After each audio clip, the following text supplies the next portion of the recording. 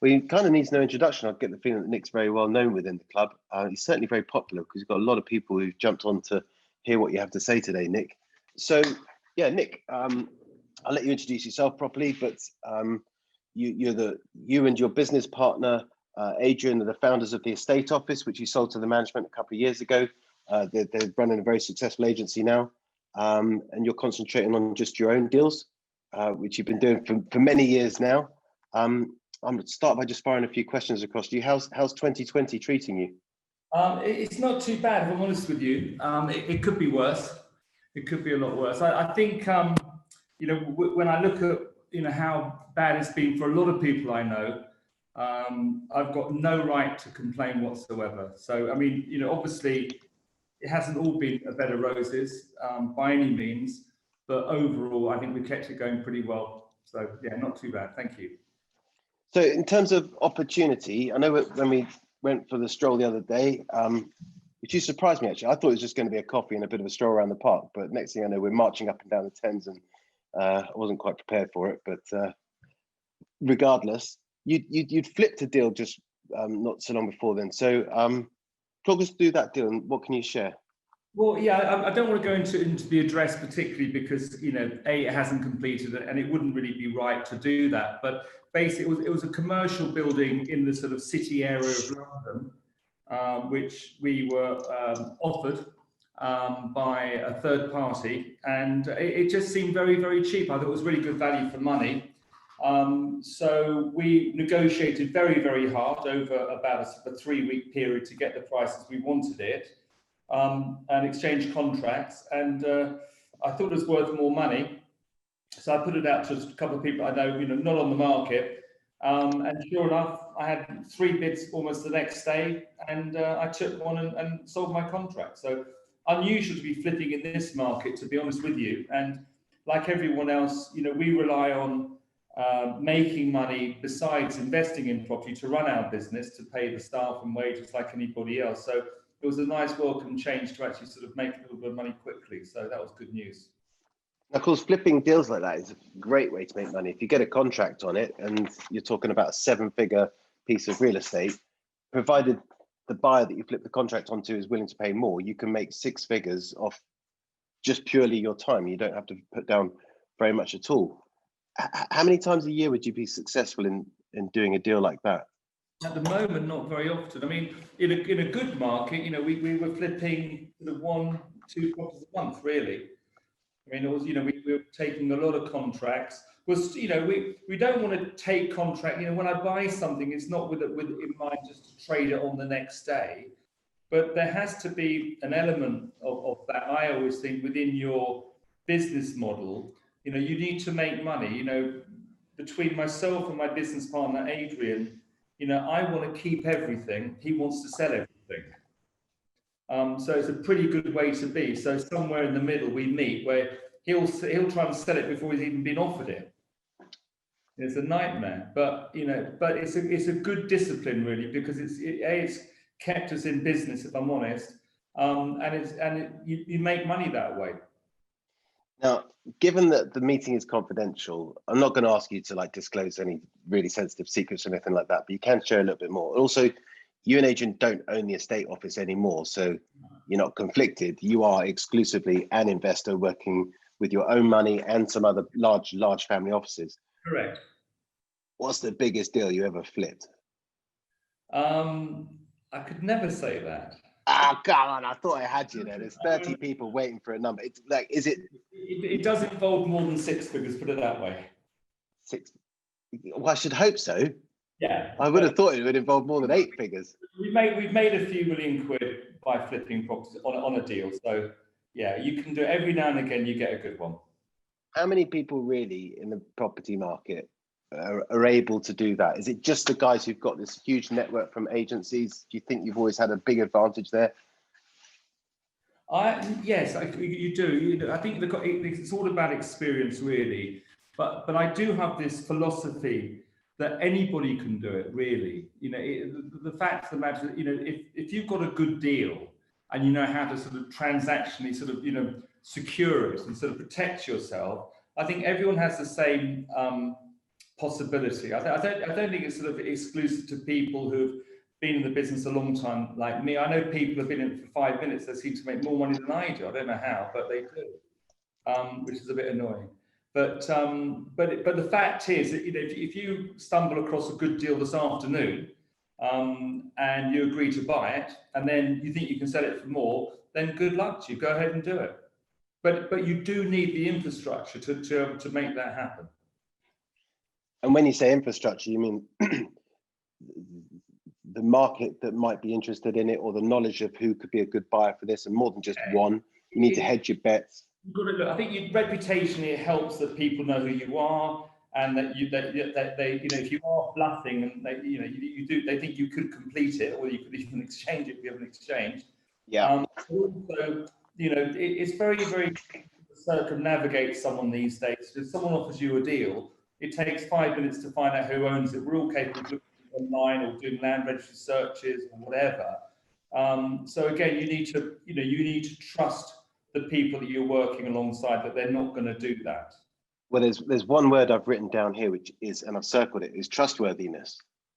So, you know, for instance, how many people do you see who aren't particularly trustworthy having a strong deal flow from their network?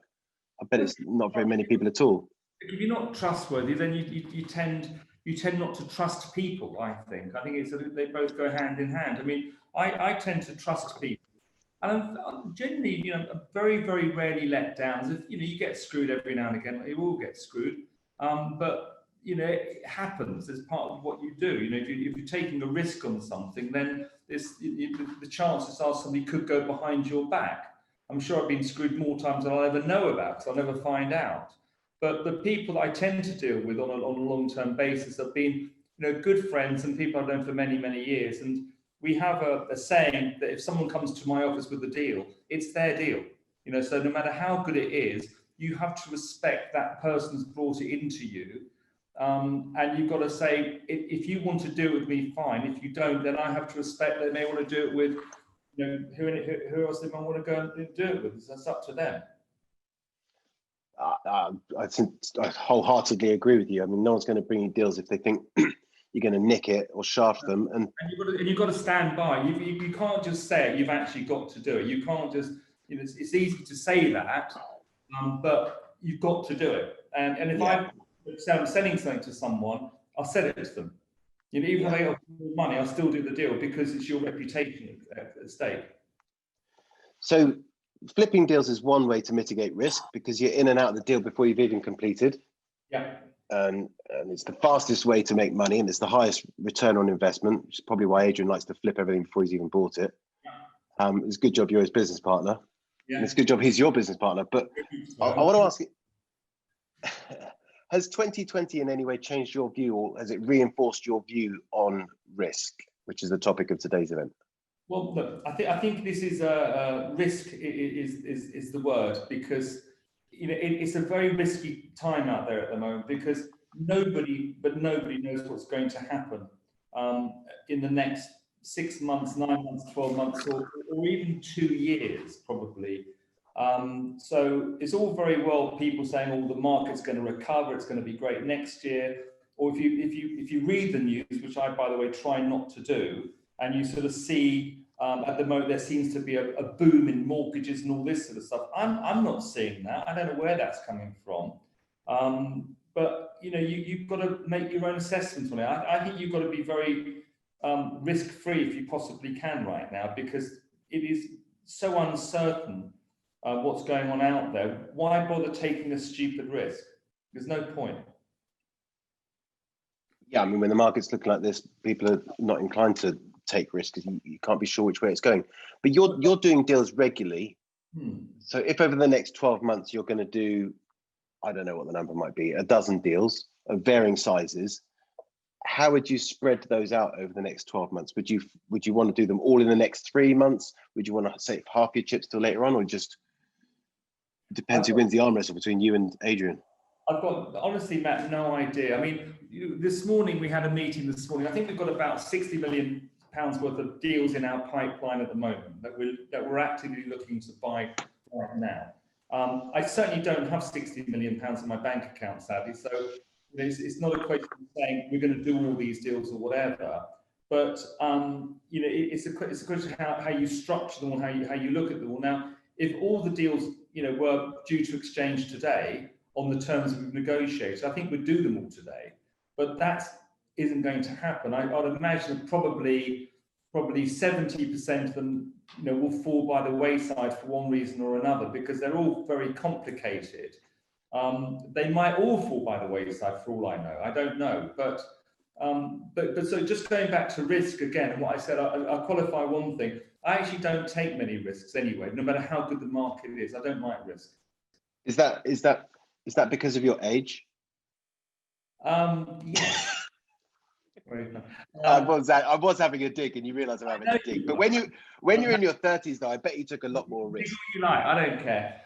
It's not because of my age. I don't like risk. I don't like losing money. I just don't like to do a bad deal. I don't buy something because I'm hoping it might do well. I'm buying it because I'm certain it's a good deal. Otherwise, I wouldn't do it. I have lost money on deals, obviously, like anybody else. Things have gone against me. I don't think you could be around as long as I have and say, I've never lost a deposit or found I've done the wrong thing, because of course I have. I've also been caught many times by circumstances, whether it's recessions or, if we were buying heavily in sort of, at the end of last year, expecting everything to go our way, then obviously, it would have been a nightmare. If I was on one commercial, which I'm not, it would have been a nightmare. Yeah, that was. Popped up. I wasn't reading it. I think was there a question that just popped up? Yeah, don't worry, we're going to come to it, because you've touched on one of the questions I've got right from is how has your portfolio performed this year? It's actually done really well, and this is why I'm sort of very happy, because we've had problems with our commercial tenants, and understandably so. And what can you do about it? Nothing. So either you get cross and demand rent or whatever, or try and see it from their perspective. And I'd rather do that and sort of offset what they owe us, and hopefully they'll pay us back another time, or we'll probably write off quite a bit. I'm guessing will probably happen.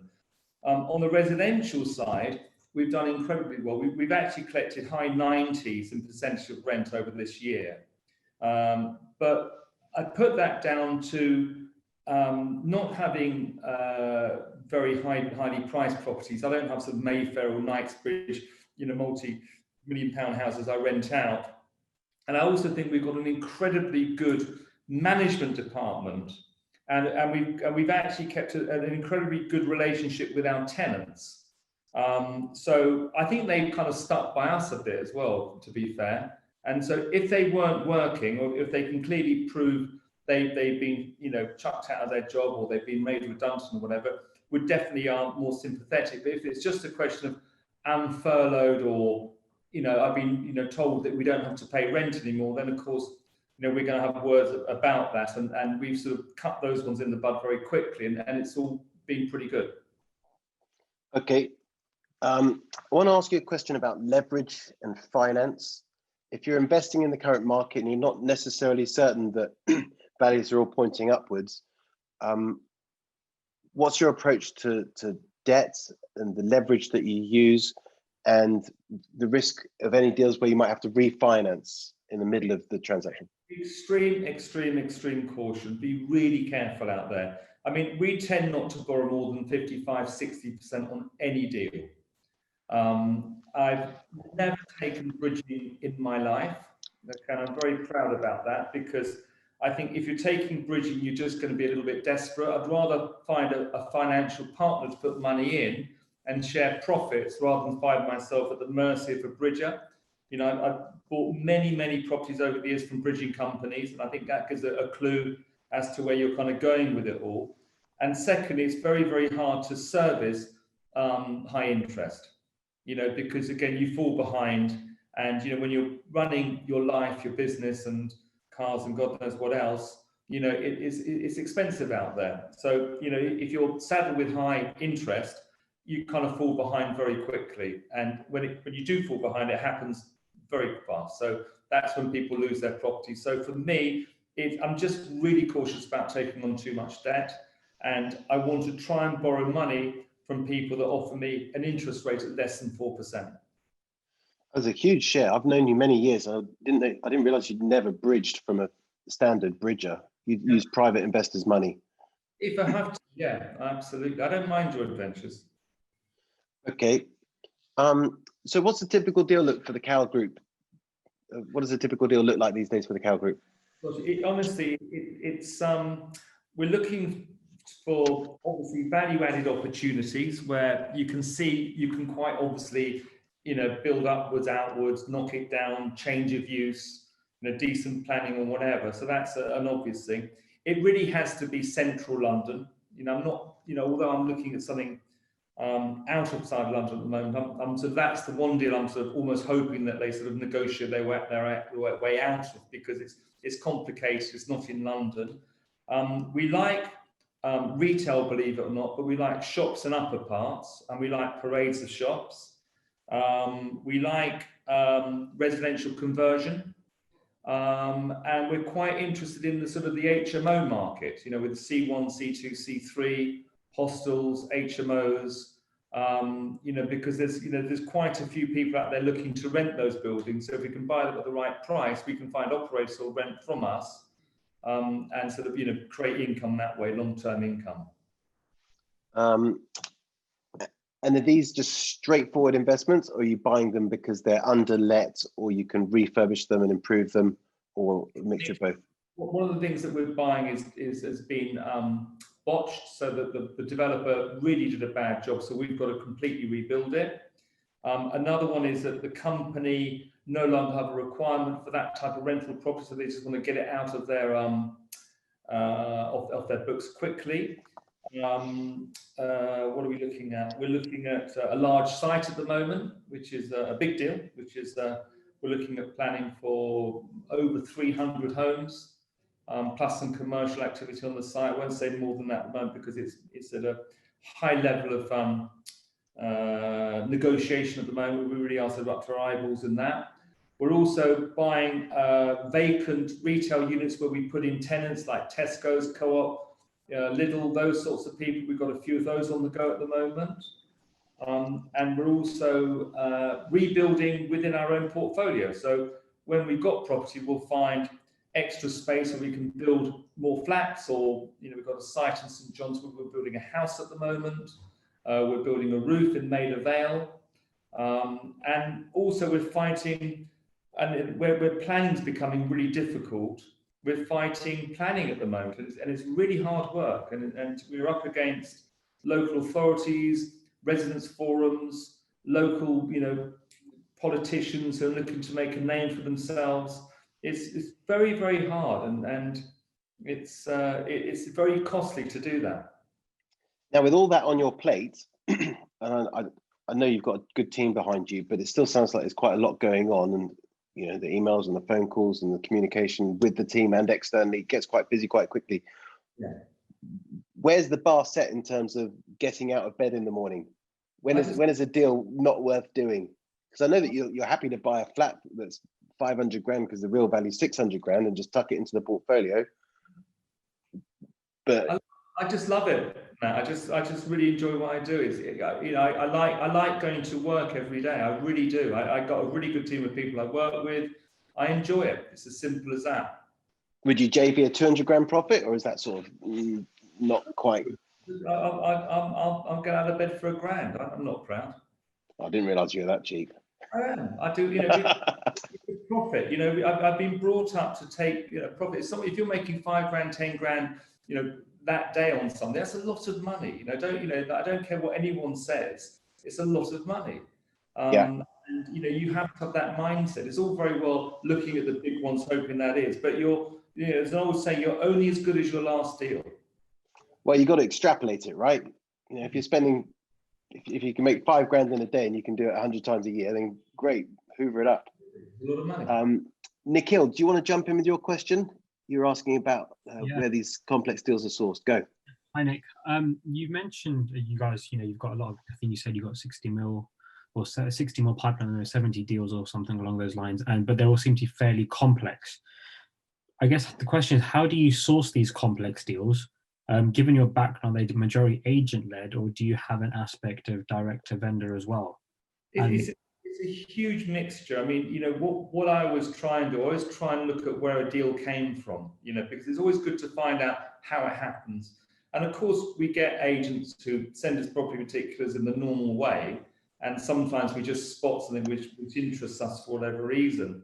But I say you're just as likely to find a deal by sitting on a call like this with you guys, and hopefully you're all going to be bringing up with loads of deals after this, and one of them might be good. It's as simple as that. Or I did a huge deal once. We bought half of St John's Wood High Street about 8 or 9 years ago, and we did it because I went to a wedding and I sat on a table. And there's a young kid on the table who just happened to work for the public company that was selling it.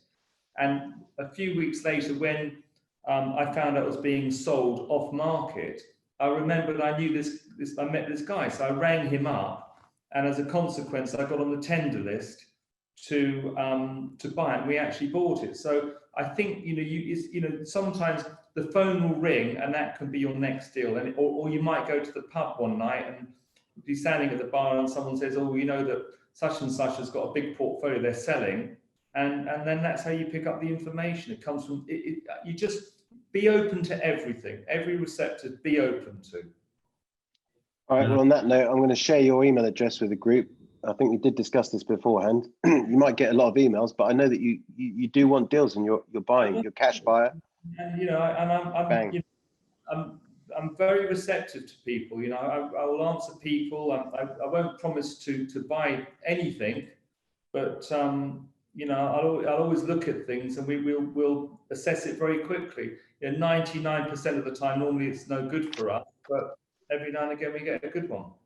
What would be the top 2 filters to filter out leads? Like, you're not a silent JV partner who's going to put all the money in the deal, and what are you not? If somebody wants to put money into a deal with us, we'll do it. I don't like romance. I don't like to to meet someone, fall in love with you, like, oh, let's do loads of stuff. It never works. You've got to get to know people, and people got to get to know us too, as importantly. But if someone's got like a really good deal, like they want to buy something, say £1 million, we can borrow 600.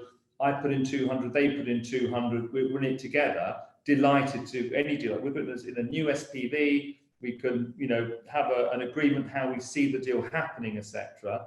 And I've actually built up some nice companies with people like that sort of ultimately we've owned a few £1 million worth of property together. It's always worked out really, really well. But if someone says, look, I've got a good deal, but it's so good, but I want more than a fee, and you're going to make loads of money, I'm happy to pay more than a fee. I can give them a percentage of it or something. It doesn't matter. Every deal we'll look at on its merit. Sounds fair enough.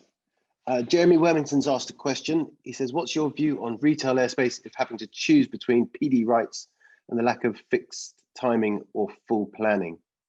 That's a complicated question. It did get a bit complicated at the end, didn't it? It did. Jeremy, do you want to explain what you're asking there? So I'm assuming, Nick, because you're doing retail and therefore you're looking at to add value, and that with the new PD rights, where you can go up into the airspace, but they put that open-ended in terms of time. So a council could in theory just drag it on forever, as opposed to going with the more complex planning, but with a more defined timeline. Which if you were going to go into that sort of area, which of those is the most sort of encouraging for you to use? Well, again, it's not a straight answer to that, I'm afraid, because it's a very complicated question in lots of respects. But if we're buying a retail unit with airspace we can develop, I mean, I'd want to develop it almost straight away. If we can build residential above or whatever, which we do quite a lot with or without PD in any event. I like those sorts of deals, as long as the ground floor also makes sense as well. It depends where it is. If it's in central London, you've got half a chance. But if it's in the sort of the suburbs, in a dead sort of parade of shops and whatever, I'm probably not going to be interested, because I just feel that those parades are dying out. And you can also buy decent property a few roads away, which gives you the same, better value for money, but not sort of blighted by being on a retail parade. You see what I mean? Does that help? Yeah, I got it. So if not on the parades in the sort of zone 6 parts of London, how do you where do you sit on the prime scale versus where there's muck, there's brass, if you know what I mean? Well, I think prime is good if you're buying at the right price. You know, it's like but what I'm not looking to buy into a new Bond Street or Knightsbridge road of 2.5–3% just to park money, because you know it is dead money as far as I'm concerned. It might be a return. You know, it's also, do you believe that these sort of shops are going to be staying in business forever? I mean, they're more showrooms than anything else. And I think there will be a time when people do actually walk away from them, in my opinion. I think you bought a parade of shops in Norbury or something, didn't you? 18 months ago, or somewhere in like South London around here? Yeah, we did Norwood, yeah. Norwood. And we got change of use, you know, to residential, and we got planning, and we sold the site on. That sounds like a good strategy for retail. Well, it sounds like it couldn't be much worse. You know, this was disgusting. It was, you know, it was all run down anyway. There was no other use for it, and it's just low-cost housing. It's the best you could do. We added about sort of 60–70%, you know, onto the sort of the land with planning, and we just made our money that way there. So I want to sort of steer away from the property a little bit now, because knowing as I do, knowing that you're a deal maker, you know, these deals don't fall out of the sky and land on your lap. You create these deals. Okay. How much of it do you think is down to negotiation, persuasion, the vendor and their circumstances? I think, you know, everything's a combination. I think first of all, what you need to do is you need to recognise that it's a deal that you want to do, and then focus on it. And then if you're able to, you know, identify something which actually works for you, and you've got the sort of the ability to do the deal. I mean, I look at so many deals I just physically can't do because I just probably haven't got the money to do it. And you think, oh, how am I going to do this? You know, you're sort of tempted to try and tie it up and whatever. But really, you need to make sure that you can actually do it, because at some point you are going to be evidenced that you have got the financial resources to exchange and complete. And you can make a massive fool of yourself if you haven't got the ability to do that. So, you know, where we're very, you know, fortunate is that we do have a sort of some very good partners that we're able to sort of tap into when we need to. So, you know, we've done deals of, you know, over £100 million, which sound amazing. I just wish it was my money, and I was wishing, you know, I made the sort of money that my investors sometimes make, because I'll have to marginalise when you do these sorts of deals. You know, it's all very well pretending you're doing them all, you're not, but we're able to actually do them. And I suppose that sometimes the perception is that we are doing hundreds and hundreds of £millions worth of deals, which is partly true, but it's not really the truth, because the truth is that our share is smaller than people sometimes would imagine. Could that be as low as 15% of the deal? It would vary every time, or 10%, might be 20%, might be 30%, depends on what we negotiate. Now, the majority I do is on my own back, you know, so most of the stuff I do is mine, you know, which is great, but they are, you know, by definition, smaller deals. So if Qandor ever wanted to do a course which teaches people how to make loads of money with none of their own money, and the investor puts in all the money and they split the profits 50-50, you wouldn't be the right person to do that course, because that's not necessarily how it works at your level, is it? Not really, no. Look, I think it's all very difficult. You know, the fact, if you've got a good deal, and you really do have a good deal, you're better making something out of it than nothing. You know, some people I've seen, they got a deal, they don't want to share it, they keep it to themselves, you know. And they end up with 100% of nothing. Absolutely right, and most people do that. You know, I'd rather take something than nothing. Okay. Now, when you've got your sights on a great opportunity and there's a bit of competition, like that one that you flipped that we talked about last week, I guessed who you might have flipped it onto, and you said, no, I was bidding against him and he slipped. Yeah. You know, where did you get the edge on that one? Because there was competition for that deal. I bid more than he did. It's as simple as that. He was trying to wear down the owner and really nick it. I just thought, no, I thought it was fair. But then, you know, I suppose what happened with that deal, to sort of make it interesting and put some context on it, is the owner lived abroad. He hadn't managed the property at all well, so there was a lot of documents missing. So some people wouldn't have been comfortable buying with all those documents missing. For me, I don't care. I can deal with that. And so that gave me the sort of the ability to negotiate the price, but also exchange an unconditional contract. Which is previously where you came unstuck on a really large deal for a client. There was one that was, again, well north of 100 million, and you'd offered proof of funds, but there were some conditions attached. And meanwhile, the competition, tell everyone. Yeah, that was a good deal. That was, we were acting as an agent on this. And someone came to my office and said, you know, do I know the owner of this building? I said, I do. Because we really want to buy it. And it was, I think it was like 240 million pounds or something like that. So it was a big deal. So I took the guy into the bloke's office, and, you know, the guy couldn't believe it. I just happened to know him really well. And I said, look, he wants to buy your building. He goes, look, he can buy it with pleasure. So we walked away, and he said, but I need, you know, proof of funds. So about 4 or 5 days later, I got a proper letter from an Israeli bank, actually, with proof of funds to buy this building. So I thought, you know, 1%, you know, a lot of money, 2.4 million pounds commission. Thank you very much indeed. Next thing, he says, look, I've sold it to someone else. And I was obviously, you know, wasn't very happy. And I said, but why? I said, I did everything you asked. He said, well, the other people, we asked for proof of funds as well. And the lawyer wrote back and said, well, we're holding the entire proceeds of completion in our client's account, cash. So they just deposited the full amount of money. It was a sovereign wealth, you know, country that did it, and bought it. And so that's proper proof of funds, isn't it? Blown out the water. So it actually, what I learned from that, you know, in my own level, which is not any, you know, playing with those sort of large amounts of money, is that when you want to buy something, if we're able to give proof of funds, it really does make a huge difference when you're negotiating to buy a property. So if you're making an offer, you know, I'm going to give you £2 million for your building, but you make an offer with proof of funds, it makes a huge difference to how, you know, that you're going to be thought of by the agent and, of course, the owner of the property. There's definitely a lesson in that. and I'm sure at some point someone on this call is going to use that, and they will be tempted just to transfer the funds to the lawyer's account. It's like the proof of funds got your lawyer's letterhead. Yeah, we'll often send the deposit money to exchange contracts ahead of the deal, and the lawyer will confirm it's in funds to exchange. It just makes a huge difference. Yeah, definitely a way to get attention. I want to talk about planning risk versus construction risk. If you had to take one or the other, which would it be? God. Probably construction risk. There's no real there's like no real winner, is there? Like they both come with their hassles.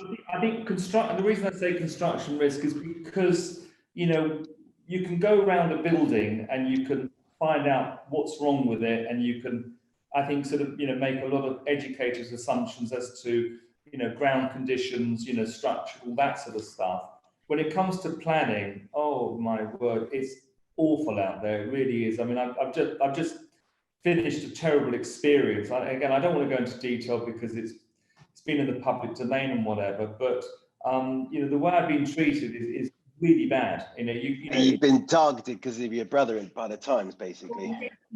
I do get that, but it's not just that. You just get tarnished with the fact that you're just a greedy property developer trying it on and this, that, and the other. Where there was so many circumstances around it that they'll hang on to what they believe, and then that's the story they're going to put out there, come what may.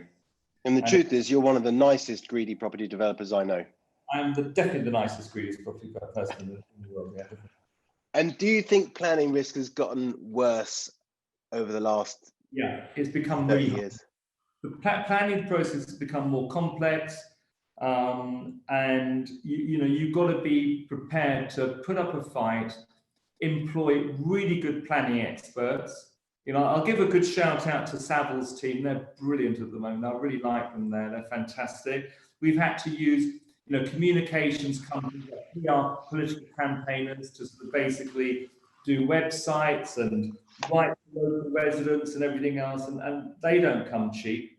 And you can end up spending 50, 100 grand quite easily just on fees. It can be huge, right? The rights of light insurance and the viability studies, and people going like this, yeah, they're like logging off the call because we're putting them on a downer. I know, it's horrible. Yeah, but it's really difficult, but you've got to do it. Would you?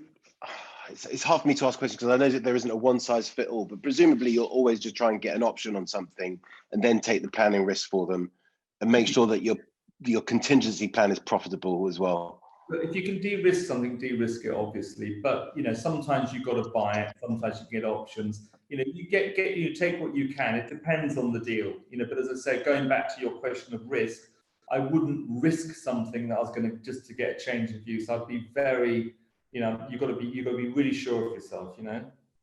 Surely you're in a privileged position because if you've got strong deal flow, it's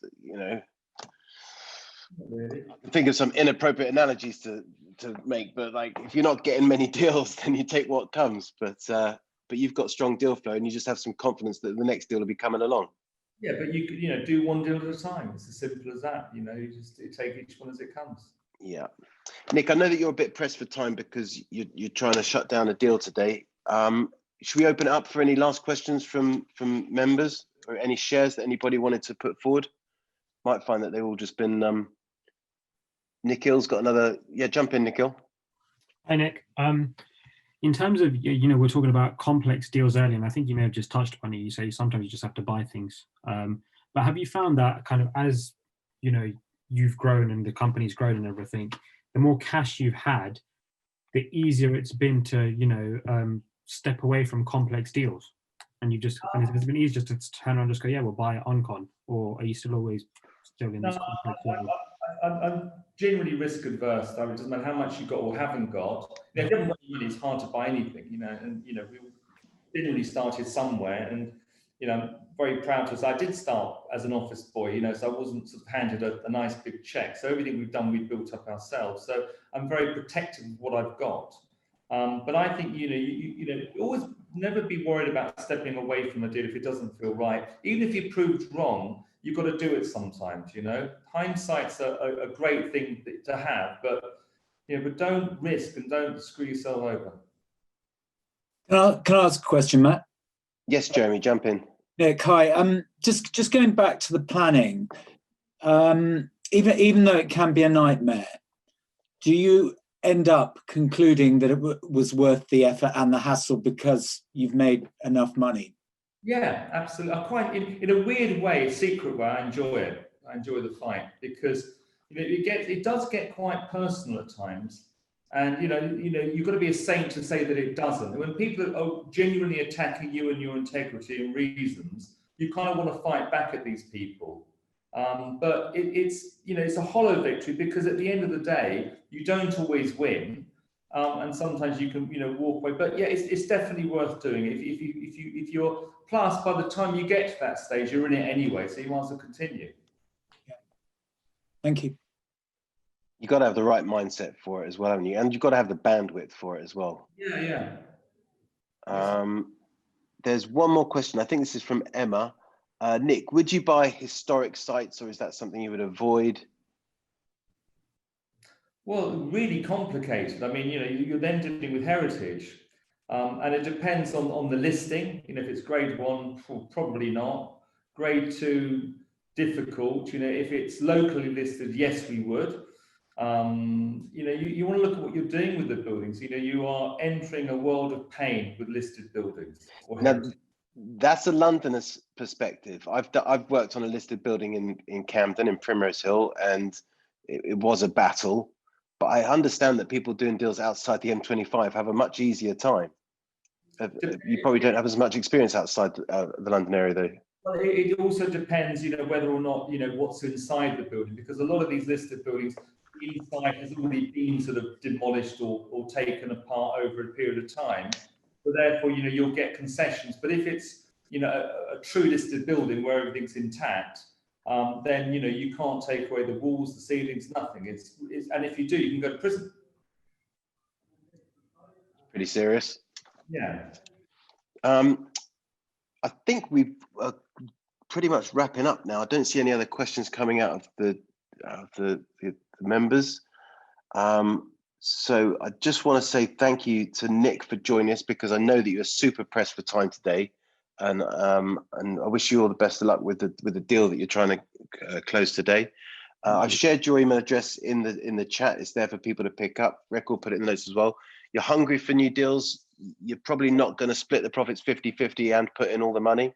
But you know, if it's an amazing deal, you might do. Never say no. But I do know that you're one of the most popular people in property, and you've been a great support to me over the years as well, and the club. So I just want to say thanks for joining us. Any last questions? No, we're done.